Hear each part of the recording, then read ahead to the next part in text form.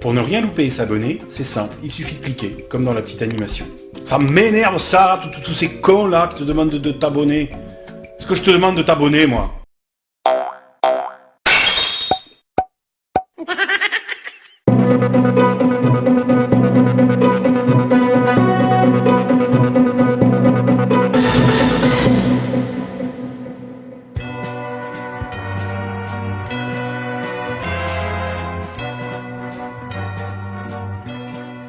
Lieutenant Colombo, brigade criminelle. Bonjour, monsieur le maire. On m'a dit que Gérald était là. Oui, il est là, mais on dit monsieur le ministre. Ah, excusez-moi, monsieur, j'ai commis un impair. Pourtant, ma femme me l'avait dit et... Lieutenant, qu'est-ce que vous me voulez? Voyez-vous, monsieur Darmanin, c'est qu'il y a des choses qui me chiffonnent et... Allons-y, inspecteur, nous n'avons pas que ça à faire. Comme dirait ma femme, il faut en venir au fait.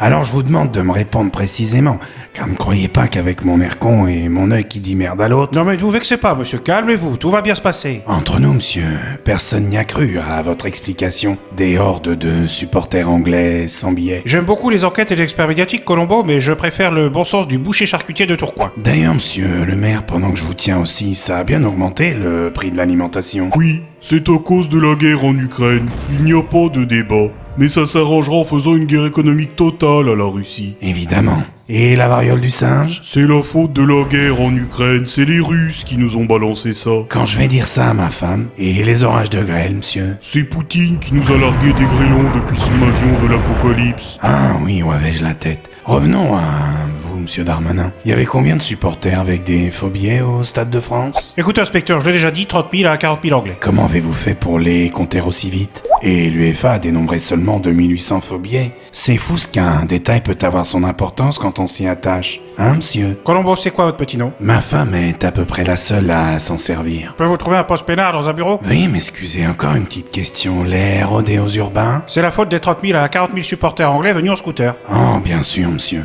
Et la saturation des hôpitaux? De la faute des 30 000 à 40 000 supporters anglais en coma éthylique qui encombrent nos hôpitaux. Pour un homme de votre intelligence, monsieur, vous vous êtes empêtré jusqu'au cou dans vos mensonges. Une vraie désolation. Sortez immédiatement, je vais vous muter à la circulation à Tourcoing. J'allais partir, monsieur.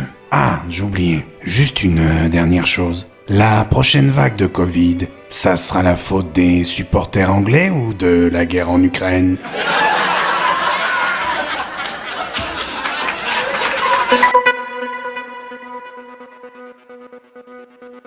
L'idée de transplantation du porc à l'être humain a été inspirée par un Français. Oui, si on avait laissé faire DSK, on aurait eu ce porc dans chaque femme. J'ai une mission à continuer à remplir, je la remplis.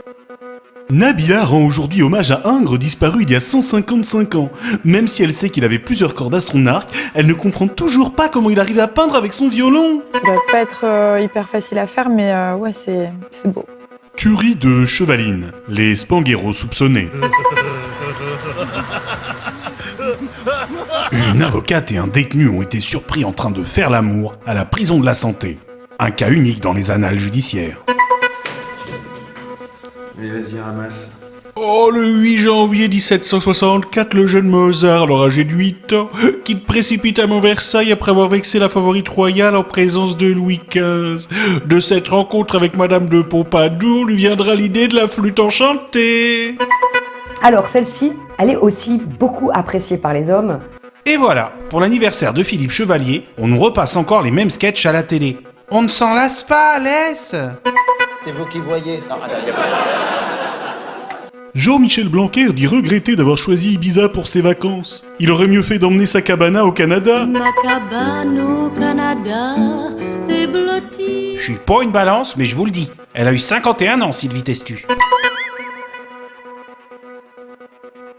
En 1863, à Londres avait lieu l'inauguration du premier métro. Avec 38 000 voyageurs dès le premier jour, c'était déjà un tube. En 2005, le professeur Choron nous quittait. C'était le Bernier des Mohicans. On meurt aujourd'hui, tout le monde parle de nous. Avec la hausse du prix des carburants, les Français ne s'y retrouvent plus dans leur budget, ça part dans tous les sens. Arnaud Montebourg se retire. La dernière fois qu'il a dit ça, c'était à Aurélie Filippetti, et on a vu le résultat. Pour la présidentielle, Marine Le Pen avait tourné son clip de campagne devant la pyramide du Louvre. Mais pour le financement de son parti, elle préfère celle de Ponzi. La République y a avantageusement ajouté cette pyramide de transparence et de lumière. En 1430, le duc de Bourgogne Philippe le Bon fondait l'ordre de la Toison d'Or, une association anti-épilation.